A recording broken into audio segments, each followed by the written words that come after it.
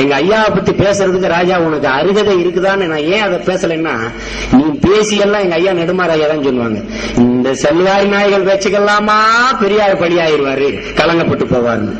டேய், தன் மேல வீசப்பட்ட செருப்பை எடுத்து சேமிச்சு தான் பேச வர்ற மேடைக்கு முன்பு போட்டு வித்து சேமித்த காசுல பள்ளிக்கூடம் கட்டி படிக்க வச்சோண்டா எங்க ஐயா.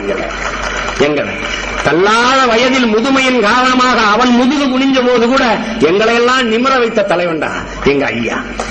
மண்ணுக்குள் விழ வேண்டிய வயதில் இந்த மண்ணுக்காக விழுந்த தலைவன்டா தந்தை பெரியார்.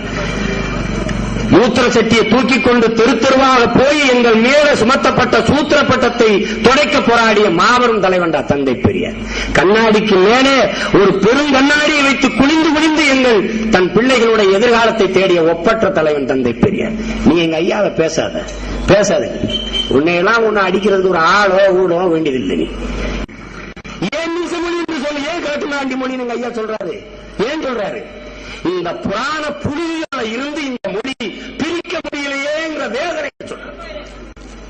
அதே தலைவன் தான் சொல்றான், ஒருவர் முழுமையான தமிழ் பற்றாளராக தமிழை விரும்புவராக இருப்பாரே ஆனால் நான் காலங்காலமாக அவருக்கு அடிமையாக இருப்பேன் சொல்றார். அதே தலைவர் தான் சொல்றாரு. இதை நீ என்ன சொல்லு?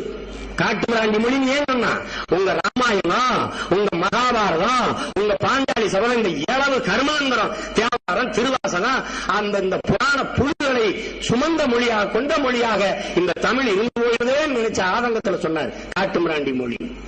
அவருக்கு மொழி மேல பற்றில்லாமையாடா, இந்த நாட்டு மேலையும் இந்த மக்கள் மேலையும் பற்றில்லாமையா தனி தமிழ்நாடு கேட்ட முதல் தலைவன் இந்த நாட்டில் தந்தை பெரியார். உங்களுக்கு தெரிஞ்சுக்கிறேன்.